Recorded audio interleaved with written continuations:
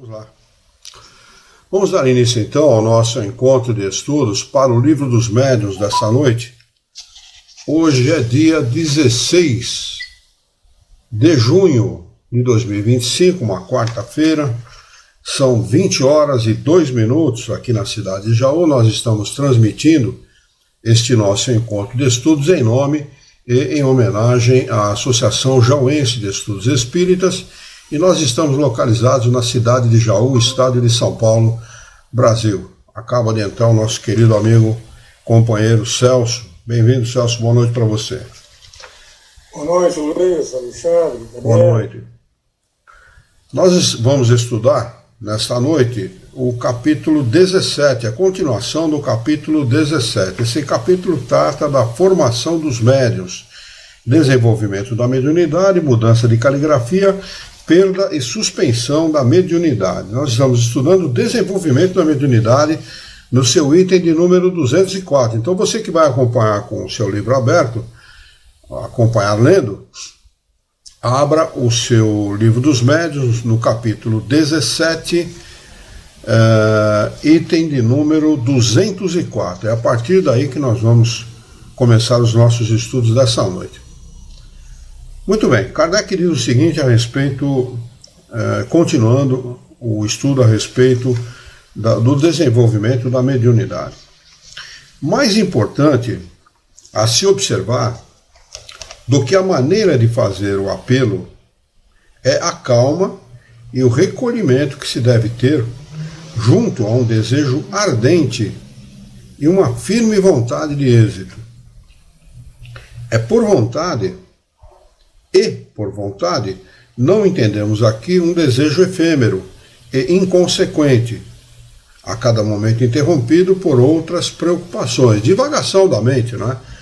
Isso é que é concentração do pensamento. Quando o dirigente do trabalho pede que as pessoas que estão presentes concentrem o seu pensamento, vamos concentrar os nossos pensamentos exatamente nisso, não é?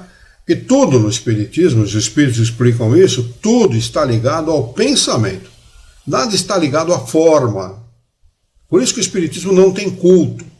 Né? Culto é um conjunto de atos, de maneiras que as pessoas se utilizam para homenagear alguém, homenagear a divindade, homenagear os santos, homenagear alguém. No Espiritismo não existe isso, não existe conjunto de maneiras de homenagear ninguém. Tudo está ligado ao nosso pensamento. Se existem várias pessoas ligadas pelo mesmo desejo, pelo mesmo propósito, esse propósito é alcançado. Por isso que Jesus, muito sabiamente, disse: onde houver 2 ou mais pessoas reunidas em meu nome, ali eu estarei. Não é 2 pessoas reunidas apenas em nome dele, mas com o pensamento voltado ao propósito maior que ele nos ensinou, que é a caridade. Não é? É isto que ele está tentando nos ensinar aqui.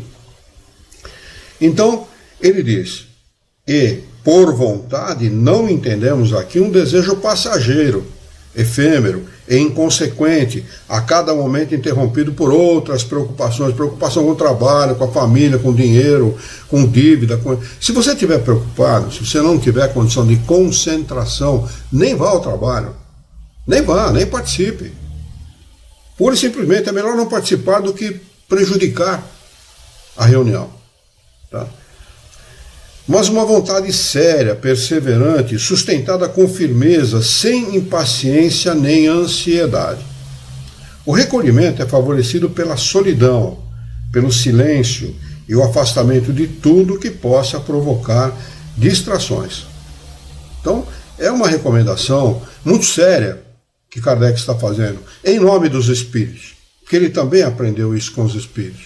Né? Então, é necessário um lugar calmo, tranquilo, distante das coisas, e que provoque no médium, facilite para o médium, para as pessoas que estão participando daquela reunião, uma concentração firme.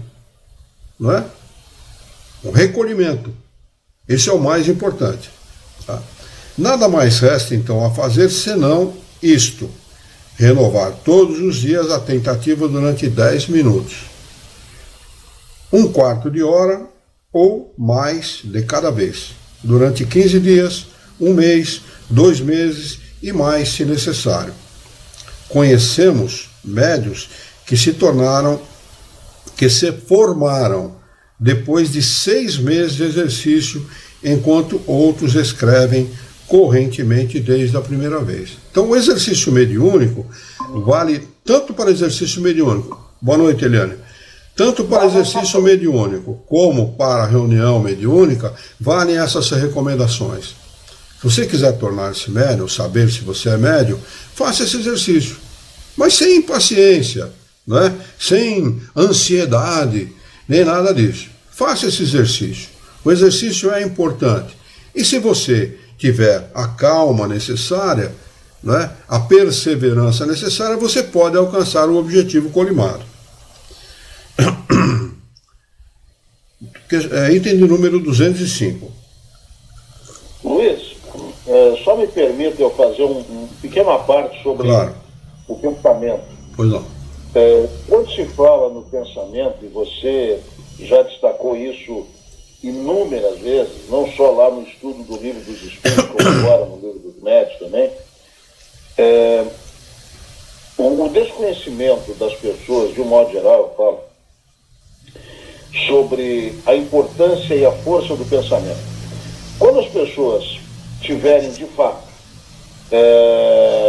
este conhecimento, né, sobre a força do pensamento, o que ele representa, que ele transforma, que ele modifica, eu acredito que isso seria tão diferente na vida das pessoas, né? Me parece que para que você conheça a efetividade de algo, e a gente fala do pensamento, você tem que pensar em alguma coisa e aquilo tem que acontecer de fato, né? Aquilo tem que se realizar, porque aí vão dar a verdadeira, o verdadeiro valor ao que está acontecendo. Então, me parece que as pessoas só vão poder acreditar realmente nos seus pensamentos quando algo que pensam acontecer.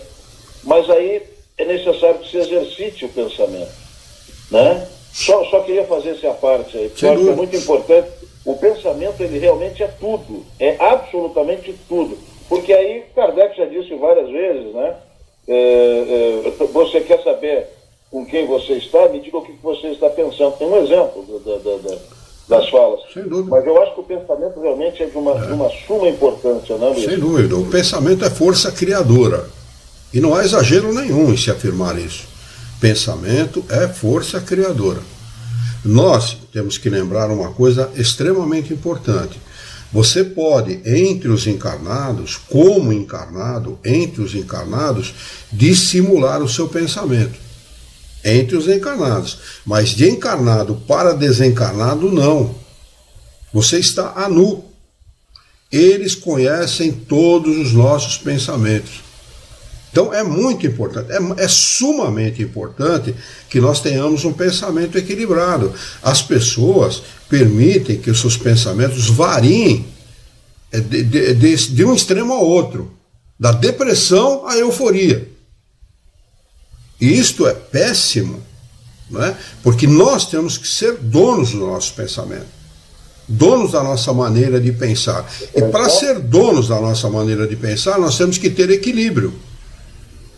Então, nem depressão, nem permitir a depressão e nem permitir o excesso de euforia, porque são dois extremos que nos levam ao desequilíbrio.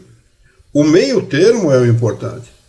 Não se permitir a depressão quando o pensamento está tentando se deprimir, corrija-o. E quando você está atingindo a euforia sem motivo aparente, corrija-o. Volte sempre para a metade da linha, para o ponto de equilíbrio. Tá certo? Se vocês quiserem ter uma noção melhor do que é o pensamento, leiam no livro Obras Póstumas, Fotografia do Pensamento. Está em Obras Póstumas. Eu já indiquei essa leitura uma vez aqui, não sei se foi semana retrasada, uma coisa assim, mas, por favor, façam isso. Fotografia do Pensamento. Leiam lá. É muito importante aquilo que ali está indicado. É muito importante ver como eles colocam, como os espíritos colocam, a potencialidade que nós podemos chegar com o nosso pensamento. Aquilo que nós podemos atingir com o nosso pensamento. E podemos, basta querer. Não é? É que as pessoas, muitas vezes, elas não acreditam nem em Deus, quanto mais em si mesmos. É disso que eu falo. Não é? É disso que eu falo. O poder do pensamento, onde podemos chegar com o pensamento equilibrado, né? Mas se não acreditam nem em Deus, como é que vão acreditar em si mesmos? Porque a nossa fé no Criador, ela começa com a fé em si mesmo. O Criador acredita em nós, nós que não acreditamos em nós mesmos. Ele tanto acredita em nós que ele permite que todo dia nós renovemos a nossa vida aqui nesse planeta. Acordamos pela manhã, acordamos de manhã e darmos continuidade à nossa vida. Isso é uma espécie de confiança que o Criador está assinando um cheque em branco para nós. Ó, eu confio em você, toma mais um dia de presente. Não é? Então, o homem precisa aprender a confiar em si. Ele tem uma potencialidade muito grande. Jesus não exagerou quando disse: vós sois deuses. Tá? Porque se vocês tiverem a fé do tamanho de um grão de mostarda, que é a menor semente que existe no mundo, fareis o que eu faço e muito mais. Por que Jesus falou isso? Porque ele sabia que com o conhecimento nós podemos dominar os fluidos, manipulá-los e fazermos com eles aquilo que nós quisermos, inclusive mudarmos as coisas. Ele não deu ordem para as tempestades? Para quem que ele estava dando ordem? Para a tempestade em si ou para os espíritos que promovem a tempestade? Evidentemente que para os espíritos. Não é? Então Jesus sabia manipular com maestria os fluidos. Por quê? Porque ele tinha conhecimento, um espírito de alta hierarquia, um espírito puro, que tinha conhecimento suficiente para fazer isso. Nós podemos aprender a fazer isso perfeitamente, sem problema nenhum. Já falei aqui diversas vezes, quando tiver alguém com problema, pedir ajuda, concentre-se, peça para a pessoa também recolher-se, se concentrar, faça uma prece por ela. Você vai ver o resultado. O resultado é surpreendente. Porque é uma coisa extraordinária. Deus deu a nós todos essa possibilidade. Quando tiver alguém na sua casa com problema, uma criança, um velho, a esposa, o esposo, coloque a mão sobre a cabeça dele. Peça a Deus fervorosamente, com confiança, humildemente. Peça a Ele e você vai ver o resultado. Isso é resultado da força do nosso pensamento, da força que nós temos, da confiança em nós mesmos, na vida e no Criador. E o resultado não vai ser outro. Mas precisamos aprender, o aprendizado só vem com exercício, é disso que ele está tratando aqui. O exercício leva ao aprimoramento. Isso vale para a vida material e vale para a vida espiritual. Só depende de nós. As pessoas preferem ir para o bar tomar cachaça, pô. Como é que você quer que as pessoas melhorem? Aí chega num determinado ponto da vida, pô, estou com câncer no pâncreas, estou com câncer no fígado, estou com câncer de estômago. Meu amigo, você abusou uma vida inteira, pô. Aí não adianta tomar fosfoetanolamina, entendeu? Porque vai te ajudar, mas não vai resolver teu problema. O problema é fruto do abuso. O abuso leva a esse tipo de problema mesmo. As pessoas precisam despertar. Estão dormindo. Acham que a vida é uma eterna festa. Né? Muitas vezes no interior do estado de São Paulo, as pessoas falam assim, é muito gostoso festar. Né? Vamos festar. Festa à vontade, mas tem consequência. Né? O Criador nos... vida me levar, né? Vida leva eu, né? Quer dizer, o Criador nos deu a liberdade total e restrita. O homem tem liberdade total e restrita para fazer aquilo que ele quiser. O que ele quiser. Só tem um detalhe, tem consequência.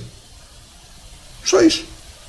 E as consequências muitas vezes podem não ser agradáveis. Mas vamos lá. Vamos seguir aqui o nó. Deixa eu ver se tem algum comentário aqui dos nossos irmãos. Não, nenhum comentário até agora. Muito bem. Item de número 205, dando continuidade àquilo que os espíritos estão ensinando a respeito de exercício mediúnico. Para evitar tentativas inúteis, pode-se interrogar, por outro médium, um espírito sério e elevado. Mas é bom lembrar que, quando se propõe aos espíritos a questão de saber se temos ou não mediunidade, eles quase sempre respondem afirmativamente. O que não impede que as tentativas sejam muitas vezes infrutíferas. Isso se explica naturalmente. Propõe-se ao espírito uma questão geral e ele responde de maneira geral. Atentem para esta afirmação de Kardec. A dialética para com os espíritos, a fim de que possamos extrair deles o conhecimento necessário, é fundamental. Perguntas gerais, respostas de caráter geral. Perguntas específicas, respostas de caráter específico. Tá? É por isso que, muitas vezes, muitas pessoas receberam respostas que não estavam querendo receber. Então, é fundamental que se pense nisso, que se tenha a seriedade necessária e que se formule as perguntas antecipadamente. Kardec fazia isso.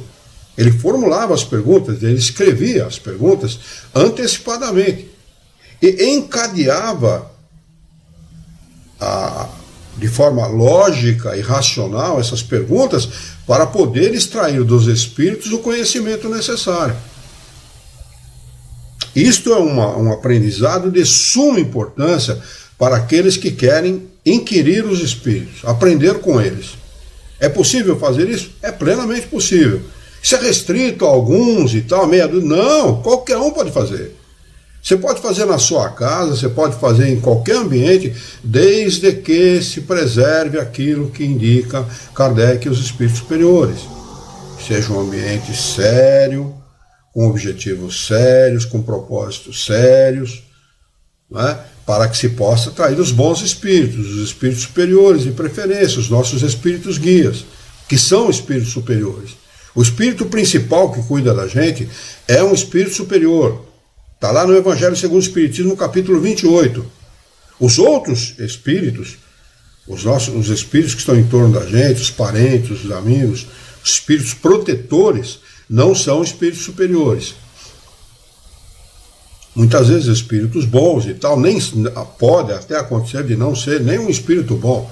Liga-se a nós por amizade, por afeição, mas não ser nenhum espírito bom. Mas o espírito principal, que ele chama de espírito principal, que é o nosso espírito guia, é sim um espírito superior. Não subestime isso. Não subestime, ligue-se a ele. É o melhor amigo que nós temos. É o nosso espírito guia, chamado de anjo da guarda, pela própria doutrina espírita e pelos católicos. Chamado de anjo da guarda, ou anjo de guarda, como queiram. Né? Então, é um espírito superior, é a ele que nós devemos nos ligar. É o nosso melhor amigo, mais amigo que o nosso pai, que a nossa mãe, que o nosso melhor amigo. Ele é verdadeiramente nosso amigo. É um espírito que deseja o nosso progresso como espíritos. Não é? Então ele segue. Como se sabe, nada mais elástico do que a faculdade mediúnica, pois ela pode se apresentar sob as mais variadas formas e nos mais diversos graus. Pode-se, portanto, ser médium sem o perceber, e num sentido diferente do que se pensa. Como a gente tem comentado, mediunidade ela é própria de cada um. Não existem dois médiuns iguais no universo. Mediunidade é própria de cada um tem uma mediunidade diferente do outro, assim como somos individualidades. A esta questão vaga, sou médium, o espírito responde sim. A esta mais precisa, sou médium escrevente, olha o ensinamento dele aqui. Perguntas específicas, respostas específicas. Perguntas gerais, respostas gerais. De caráter geral. Sou médium escrevente? Ele pode responder não. Deve-se ainda conhecer a natureza do espírito interrogado.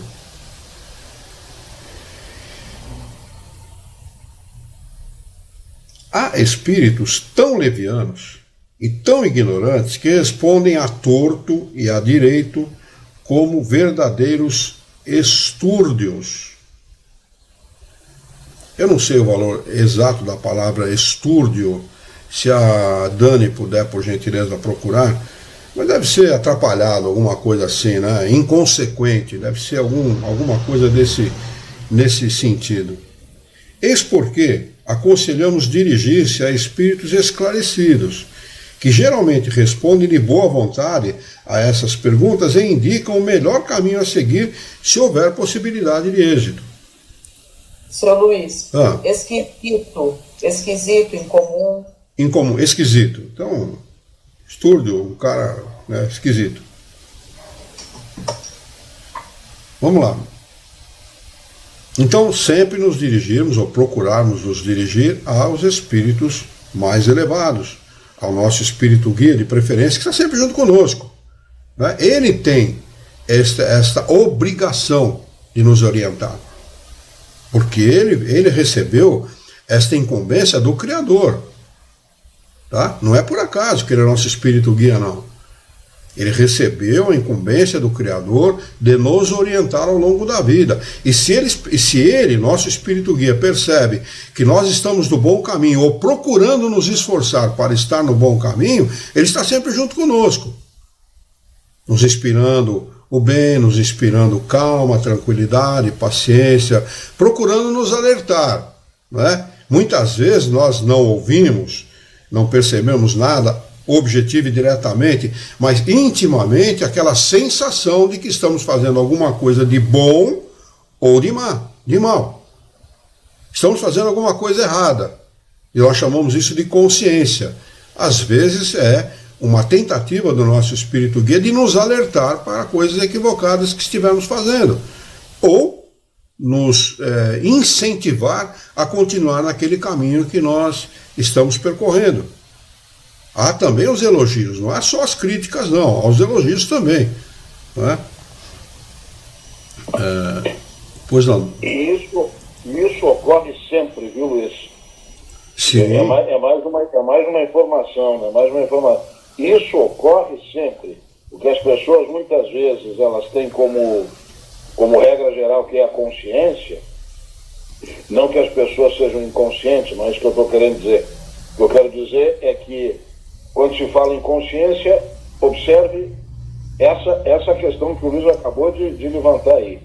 A sua consciência, muitas vezes, é o teu espírito guia que está aí do teu lado te dizendo, te instruindo, te inspirando para você fazer a coisa certa ou a coisa errada. E como é comum a gente, quando faz a coisa errada, né, já dá aquela freada ali e fala, opa, só um pouquinho, não é por aí. É minha consciência, nem sempre é tua consciência.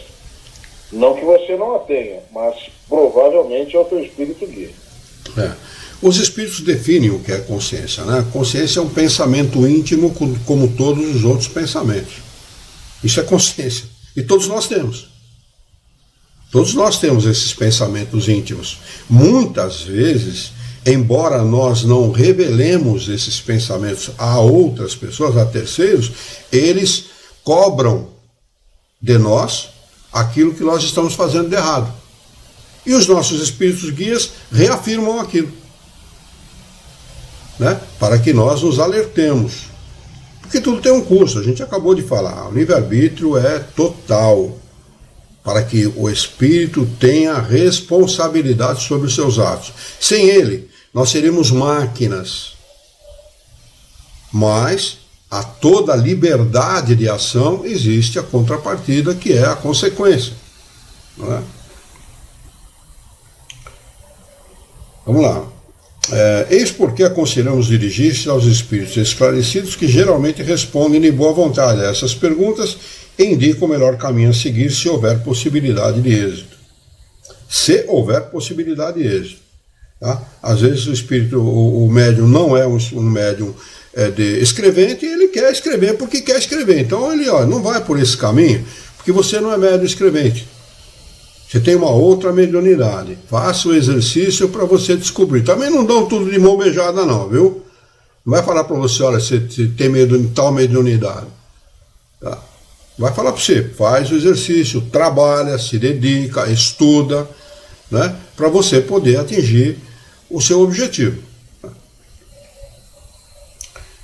Item de número 206. Um meio que dá quase sempre bom resultado é o emprego como auxiliar momentâneo de um bom médium escrevente, flexível já formado. Se ele puser a mão ou os dedos sobre a mão que deve escrever, é raro que ela não se mova imediatamente. Olha que interessante, né? Com os recursos que a gente pode utilizar, que a pessoa pode utilizar para saber se é um médium escrevente. Compreende-se o que então se passa. A mão que segura o lápis torna-se uma espécie de apêndice da mão do médium, como o seria a cesta ou a prancheta. Acaba sendo um instrumento do próprio médium. A mão de um médium que está fazendo o exercício acaba sendo um instrumento do médium já formado, do médium que já tem conhecimento, do médium experiente. Mas isso não impede que esse exercício seja realmente útil quando se pode empregá-lo, pois que, frequentemente e regularmente repetido, ajuda a vencer o obstáculo material e provoca o desenvolvimento da faculdade. Há alguns obstáculos para os médiuns iniciantes, que muitas vezes é a descrença em si mesmo. O fato de achar que não é digno de praticar mediunidade, que não é digno dos bons espíritos, sendo que ele tem como espírito guia um espírito superior. As pessoas não confiam em si, não confiam na sua capacidade, têm sentimento de culpa por coisas erradas que fizeram, mas todo mundo tem direito à reabilitação. Todo mundo tem direito a uma segunda oportunidade e pode, através dessa segunda oportunidade, fazer tudo o que não fez até aquele momento. A mediunidade tem esse propósito, a mediunidade é dada a todos. Não existe nenhum médium aqui na Terra que não recebeu a mediunidade como prova. Se ele está sendo provado é porque não é um espírito superior. O espírito superior não erra. E não sou eu que estou afirmando, são os espíritos que afirmam isso. O espírito superior não erra. Quem erra são os espíritos imperfeitos, que eles chamam muitas vezes de inferiores, que já falei que eu não gosto de chamar de inferior. Tá bem? Mas todos nós aqui na Terra, todos os médiuns aqui na Terra recebem a mediunidade como prova, para saber a quantas anda a sua moralidade. Essa é a realidade. Esse é o propósito. Às vezes também basta magnetizar com essa intenção o braço e a mão do que deseja escrever. Muitas vezes o magnetizador se limita a pousar a mão no ombro da pessoa e temos visto ela escrever prontamente sob essa influência. O mesmo efeito se pode ainda produzir sem nenhum contato e pelo simples efeito da vontade. Compreende-se facilmente que a confiança do magnetizador em seu poder para produzir esse resultado deve exercer um grande papel e que um magnetizador incrédulo exerceria fraca ou nenhuma ação. Aqui tem o rodapé de número 1, que é do professor José Herculano Pires, que diz o seguinte: pode-se alegar atualmente que o magnetismo não tem essa força, pois na verdade não passaria de simples efeito da sugestão. Mas o problema da hipnose ainda não está suficientemente esclarecido, como alguns pretendem. É bom lembrar que nas atuais pesquisas de telepatia conseguiu-se hipnotizar pessoas à distância, sem que elas o soubessem. Vejam-se as experiências de Ericourt, Pierre Janet e Gilbert. Mais recentemente, as sugestões à distância de Vasiliev na Rússia. Está falando aqui do livro meu Deus, aquele que eu sempre falo dele experiências psíquicas além da cortina de ferro. Eu não estava lembrando das experiências psíquicas. A cortina de ferro eu lembrei, né? Então, essa experiência na Rússia, feita por materialistas convictos, nos dá uma boa noção do que é um magnetizador. Todos nós podemos magnetizar, todos nós. Alguns têm mais condição do que outros, mas todos têm magnetismo. Tá? Hitler foi um magnetizador excepcional, magnetizou quase que um país todo, né? Pelo menos 70% da população, 70% dos alemães foram magnetizados pelo Hitler. Quando ele fazia aqueles discursos dele, que a gente ouve agora e acha bizarro aquilo, não era bizarro na época dele, não. Tinha uma efetividade muito grande, porque o seu ministro da propaganda, né, ele sabia muito bem como manipular e como tornar efetivo aquilo que Hitler fazia. Então Hitler treinava na frente dos espelhos como agir, postura de mão, postura do corpo, movimentos, etc., para poder envolver as pessoas. Ele tinha um magnetismo natural, né? E envolveu. E o magnetismo, do ponto de vista moral, muito baixo. Muito baixo, porque ele foi o único, não sei se vocês sabem disso, mas na guerra de 14 a 18, que foi a Primeira Guerra Mundial, no Natal de 1914, paralisou-se a guerra, na véspera de Natal, paralisou-se a guerra e houve uma confraternização entre alemães e os aliados. Paralisou-se a guerra. O único que não aceitou confraternizar foi o Hitler. O único que não aceitou. Então era um cara ele tinha muito poder magnético, mas um poder magnético voltado para coisas, para o egoísmo, para a maldade, para o rancor, para o ódio, esse tipo de coisa, né? Mas o magnetismo nós temos sim e podemos utilizá-lo. Quando nós nos determinamos a isso, nós recebemos a ajuda dos bons espíritos. Então, além do nosso magnetismo natural, existe a ajuda do fluido espiritual doado pelos bons espíritos, pelo nosso espírito guia e pelos bons espíritos que se associam a nós com esse propósito de ajudar a terceiros, né?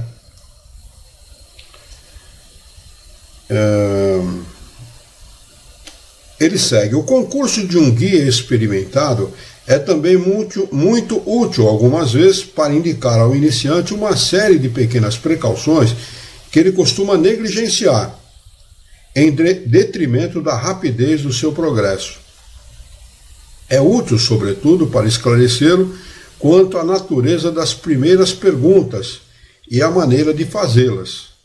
Seu papel é o de um professor que se dispensa quando a gente se torna bastante hábil. Mas, em primeiro momento, é importante. Questão de número 207.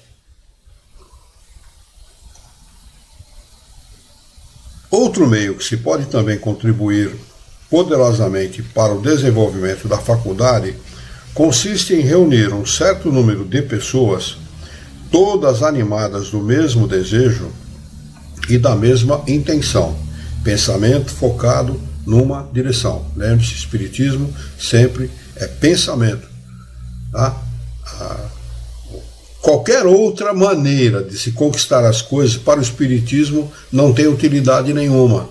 Aliás, não tem utilidade para ninguém, né? Mas o espírita sabe, porque estuda, que amuleto, prece feita, repetição de palavra, culto, não tem propósito nenhum, tá? Quando não existe uma comunhão de pensamento. Se há comunhão de pensamento, aí tudo bem. Mas se não há comunhão de pensamento, efetividade zero. Efetividade zero.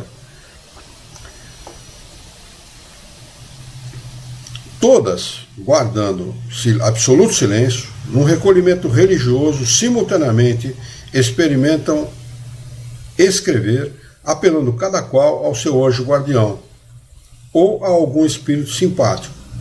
Uma delas pode também fazer, sem designação especial e por todos os membros da reunião, um apelo geral aos espíritos bons, dizendo, por exemplo, em nome de Deus Todo-Poderoso, rogamos aos bons espíritos que se dignem comunicar-se pelas pessoas aqui presentes.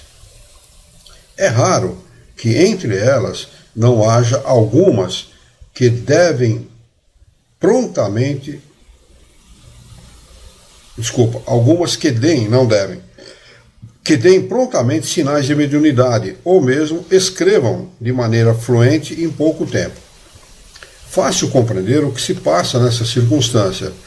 As pessoas unidas por uma mesma intenção formam um todo coletivo, cujo poder e cuja sensibilidade aumentam por uma espécie de influência magnética que auxilia o desenvolvimento da mediunidade.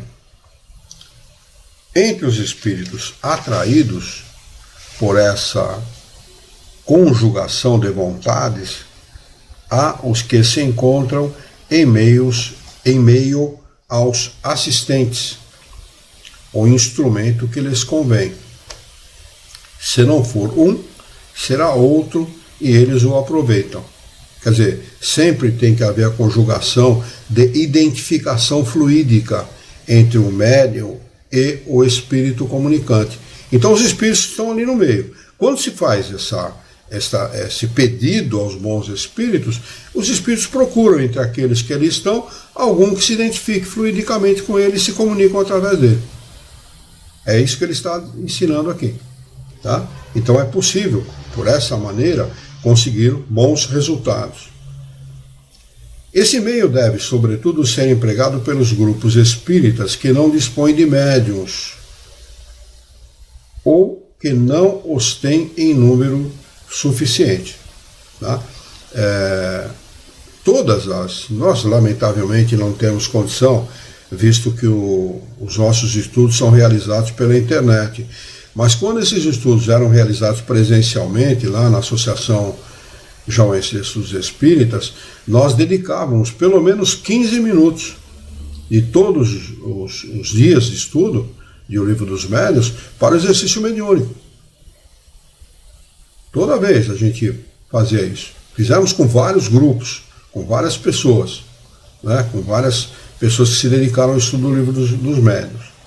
Aqui tem o rodapé de número 2 do professor José Herculano Pires, que diz o seguinte: as explicações científicas tendem para o efeito da sugestão. Muitos experts, ele coloca isso entre parênteses, como afirma Robert Amadou, facilmente demonstram que se trata de simples sugestão. Sugestão, coisa nenhuma. É fruto da união dos pensamentos. Isto cria um clima fluídico e magnético poderosíssimo. Tá? E assim por diante. É realmente uma fácil descoberta, mas as comunicações posteriormente obtidas demonstram de maneira mais complexa, através de notáveis experiências de provas, exatamente o contrário dessas hipóteses levianamente levantadas e sustentadas em nome da ciência. Bom, os cientificistas, eles pululam, né, no meio espírita, tá? O que prejudica em muito a doutrina espírita. Tá? Porque quem tem autoridade para falar a respeito de mediunidade e para indicar o que deve ou o que não deve ser feito sobre mediunidade são os espíritos. Não são os cientificistas. Tá? Ele pode ter um diploma científico, mas para efeito de doutrina espírita ele não tem autoridade nenhuma para falar dela. Não tem conhecimento de doutrina espírita, vai falar de um assunto que não tem conhecimento? É leviandade, pura leviandade isso. Nada mais do que leviandade e irresponsabilidade. Não é? Deixa eu ver se tem alguma pergunta para a gente passar para o próximo item aqui. A Alzeni está conosco. Boa noite, Alzeni. Bem-vinda, viu? 208. Tem-se procurado encontrar processos para a formação de médiuns, bem como meios de diagnosticar a mediunidade. Até o momento não conhecemos outros mais eficazes do que esse que indicamos. Não existe uma maneira de se identificar um médium. Quando você chegar numa casa espírita, quando você senta na mesa que tem mediunidade, cuidado. A pessoa não sabe o que está falando. Ela é um irresponsável. Mediunidade é uma coisa que requer exercício, aprimoramento. E, consequentemente, o aprimoramento moral do médium, para que ela se ligue a bons espíritos e não a maus espíritos. Se o médium não tiver qualidade moral, ela vai ser assistida por maus espíritos. Consequentemente, vai prejudicar o grupo todo. O centro espírita todo vai ser obsediado por maus espíritos, por inconsequência dos dirigentes da casa. O dirigente espírita não pode ser inconsequente, irresponsável. Ele tem que estudar, conhecer e orientar os frequentadores para que eles não caiam na esparrela. Extremamente importante isso, é um alerta que se faz. Estude. Há pessoas ligadas à Umbanda, eu conheço gente assim, tá? Que não estuda a obra de Kardec, mas estuda o livro dos médiuns. Olha que interessante.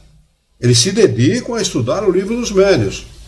E o livro dos médiuns foi escrito por Kardec exatamente com esse propósito, para orientar os médiuns de como proceder em relação à mediunidade, ao desenvolvimento dela e ao aprimoramento dela. Supondo que o obstáculo ao desenvolvimento da faculdade é uma ordem inteiramente material, algumas pessoas pretendem vencê-lo por uma espécie de ginástica quase capaz de deslocar o braço e a cabeça. Kardec era pobre. O braço e a cabeça. Não descrevemos esse processo, que não chega através do Atlântico, quer dizer, provavelmente aqui da América, né? Atlântico só pode ser América. Não só porque não temos nenhuma prova da sua eficácia, mas por estarmos convencidos de que pode ser perigoso para a compleição delicada pelos abalos do sistema nervoso. Se não existem os germes da faculdade, nada a poderá dar, nem mesmo a eletrização das pessoas, que sem êxito algum já foi empregada. Não adianta, a mediunidade é uma coisa própria da pessoa, né? Ela tem que ter o germe da mediunidade, né? A percepção, a intuição, enfim, todas as coisas ligadas aos espíritos, né? E a sensibilidade que se tem para perceber o mundo espiritual. Se não houver isso, vai ser palestrante, vai dirigir casa espírita, vai auxiliar em qualquer outra coisa dentro do centro espírita. Você não é médium, acabou, qual o problema? O que muda isso na realidade? Não muda nada, você pode praticar caridade do mesmo jeito, sem problema nenhum. Não há necessidade de ser médium para se praticar a caridade, não é?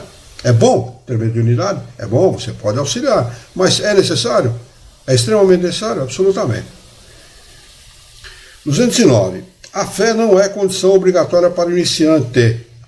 A fé, a confiança, não é necessária, não é condição obrigatória para o iniciante, mas é bom que se tenha, não é? Se ele tiver estudado o livro dos Espíritos, antes de estudar o livro dos Médiuns, ele poderá começar a desenvolver a sua confiança em Deus, diferentemente da fé em Deus.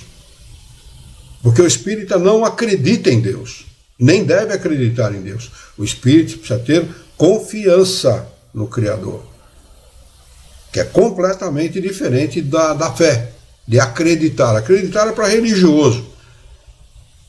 Convicção é para quem estuda. É isso que ele precisa ter. Ela secunda os esforços, não há dúvida, mas não é dispensável.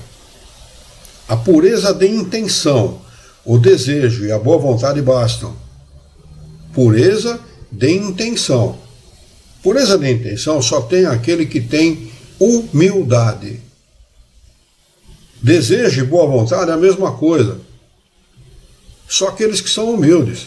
Porque o O pretensioso, o orgulhoso, o vaidoso, o prepotente, esse não pode ter pureza de intenção. Ele está ali com outros propósitos, não é? De conquistar coisas pessoais. O objetivo é pessoal, interesses pessoais, e isso não leva a nada, tá bem? Mediunidade, ela não é dada para uma pessoa. Trata-se da humanidade, de auxiliar a humanidade, a melhorar a humanidade. Melhora o médium e melhora a humanidade. Vimos pessoas completamente incrédulas ficarem espantadas e escreverem sem querer, enquanto crentes sinceros não o conseguiam, o que prova que essa faculdade se relaciona com predisposições orgânicas. Olha, aqui tem uma afirmação equivocada do professor José Herculano Pires, que depois ele corrige lá na frente, tá bem? Não é uma predisposição orgânica.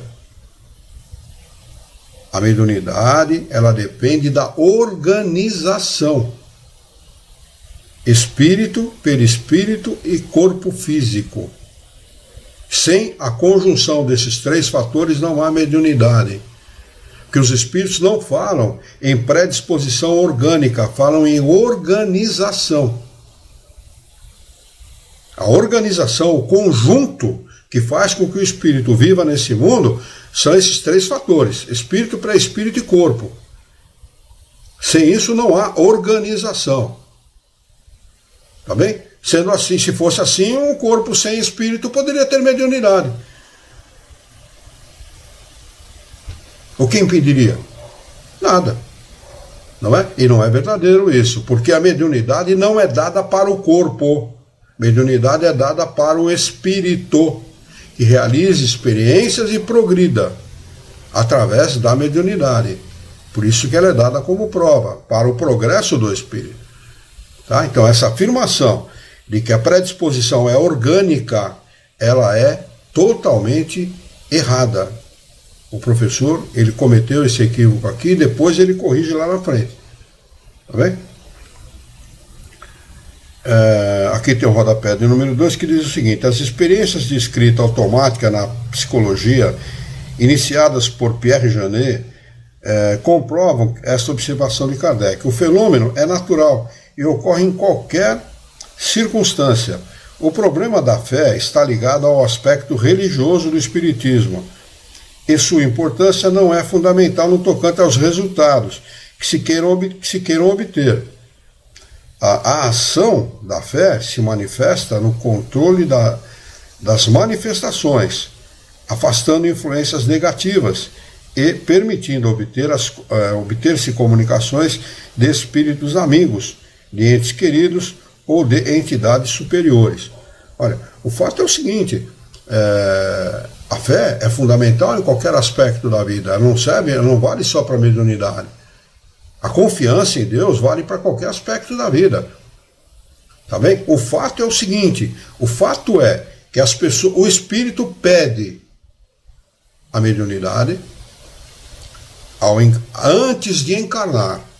Encarna aqui neste mundo, recebe a influência primeiro da família, que pode ou não ser espírita. Normalmente, dependendo do lugar, aqui em Jaú, por exemplo, nós temos 83% da população de católicos.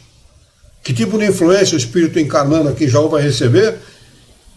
Provavelmente a influência católica. Então, ele já recebe de cara a influência contra, tá? Que bate de frente com os objetivos do espiritismo. Segundo, ele vai receber a influência da escola, que muitas vezes é dirigido por religiosos, que condenam a doutrina espírita. Tá bem? Terceiro, ele vai receber a influência da sociedade, amigos, companheiros, colegas e tal, que muitas vezes vão contra esse propósito e esses objetivos. O que acontece quando eclode a mediunidade? Ele vai estar contra a mediunidade, que eu conheci gente assim. Pediu encarecidamente que um grupo fosse na casa dele. Eu fui junto com o senhor Francisco Ortigosa na casa dessa pessoa, uma pessoa conhecida aqui em Jaú, não vou citar o nome dela por questão óbvia, né? que nós fôssemos na casa dela, era um rapaz, um jovem, 30 não tinha 40 anos ainda, né? Falou, mas eu não quero mediunidade, eu não quero saber de mediunidade. Como se isso fosse possível. O espírito dele pediu isso. Foi o espírito que pediu. A mediunidade não acontece por acaso na vida de quem quer que seja. O espírito pede a mediunidade. Então, ao encarnar, tem mediunidade, mas sofre todos essas influências, e quando eclode a mediunidade, a pessoa refuga a mediunidade. Né? Não quer saber de trabalhar como médium, não quer saber de exercer a sua mediunidade. Tá? Então, aqui, esse ponto que Kardec toca, o fato de ter fé ou não, confiança ou não, ser espírita ou não, é plenamente possível. Isso pode acontecer em qualquer lugar, até porque o espírito, como eu acabei de falar, recebe essas influências e se volta contra. Tá? O que não quer dizer que ele não tem esse compromisso. Tá? Ele pode, por uma questão de livre-arbítrio, exercer ou não. Uma questão dele, uma questão própria dele. Tá? O que não o exime do compromisso pedido por ele mesmo. Assim como o compromisso com a família, o compromisso com o trabalho, o compromisso com a sociedade, o compromisso com o bem, que todos nós temos. E muitas vezes não cumprimos. Eu estou falando aqui de forma geral. Né?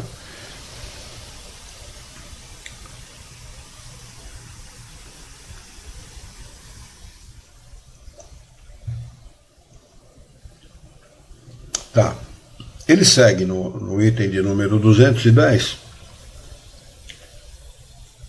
Ele é um pouco longo, mas acho que dá para a gente ler assim.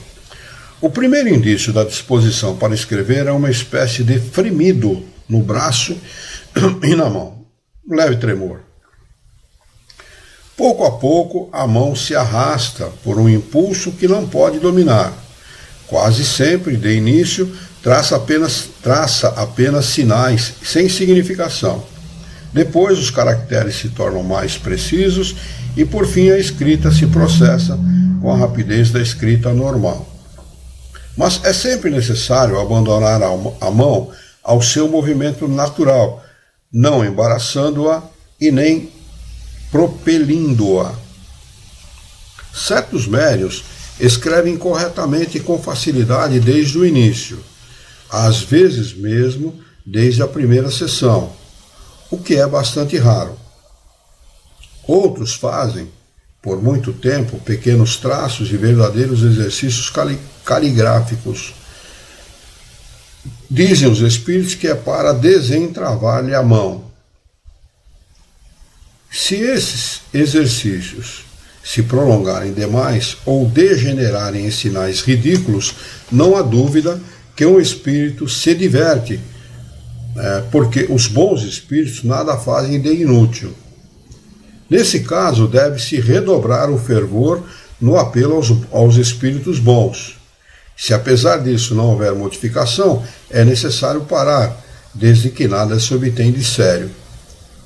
Pode-se fazer a tentativa diariamente, mas convém cessar aos primeiros sinais equívocos, para não se dar oportunidade aos espíritos zombeteiros. Ele se imiscui mesmo, viu?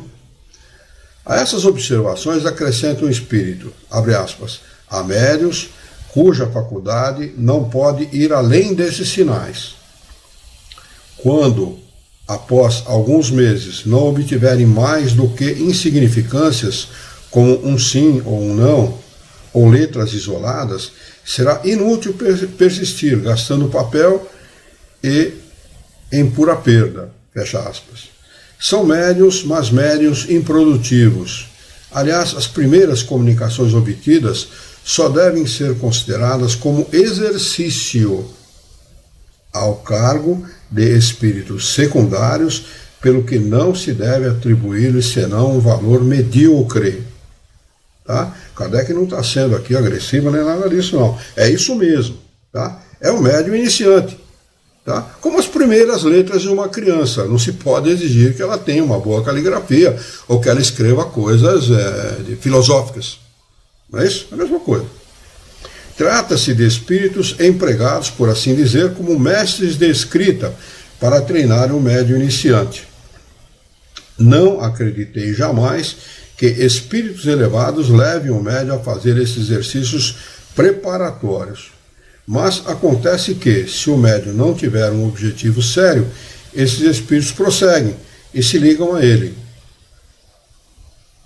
Olha, vamos ler de novo para ficar claro. Não acreditei jamais que espíritos elevados levem o médium a fazer exercícios preparatórios. Para começar. Não acontece, mas acontece que, se o médium não tiver um objetivo sério, muito importante que se frise isso, se grife, objetivo sério. Mediunidade é isso, não é outra coisa não. Não é dada para brincadeira não, tá? Objetivo sério. Esses espíritos prosseguem e se ligam a ele, quer dizer, ele vai ser o próprio prejudicado, o mais prejudicado. E depois a casa espírita, que os dirigentes não tomam a devida atenção, vai prejudicar todo mundo, tá? Quase todos os médiuns passaram por essa prova para se desenvolverem. Cabe a eles fazer o necessário para conquistar a simpatia dos espíritos verdadeiramente superiores. Vamos anotar aqui o item de número 211 para nós retomarmos na próxima quarta-feira. Item de número 211. Continua valendo o subtítulo Desenvolvimento da Mediunidade e o item de número 211. Alguma pergunta, alguma sugestão, alguém quer acrescentar alguma coisa, dar as suas considerações finais, fiquem à vontade. Temos 1 minuto para as 9 horas. Comento, ok. Muito bem, então. Então vamos fazer a nossa prece de encerramento. Convido a todos os meus queridos companheiros, queridos amigos da nossa querida doutrina dos Espíritos, para juntos elevarmos o nosso pensamento, mentalizarmos a figura excelsa e amiga daquele que é o nosso mestre e modelo e guia de toda a humanidade, Jesus de Nazaré. E juntos com Jesus vamos nos dirigir ao Criador, ao Senhor da vida, fonte inesgotável de paz, de amor, de bondade, de misericórdia e justiça, para agradecê-lo muito pela oportunidade de aqui estarmos reunidos em seu nome, para estudarmos as questões propostas pelo livro dos médiuns dessa noite. Queira a vossa bondade, o vosso amor, a vossa misericórdia, que tenhamos bom ânimo, coragem, determinação, ideias renovadas, alegria de viver e muito entusiasmo, para que nós possamos trabalhar e sermos úteis à sociedade em que vivemos. Dá-nos ainda, Senhor, a coragem moral para orientarmos a própria existência por um profundo e sincero respeito pelo nosso próximo. Em Teu nome, em nome de Jesus, em nome dos bons espíritos, em nome do nosso diretor espiritual e sua equipe, nós declaramos encerrado o nosso encontro de estudos dessa noite, e que assim seja.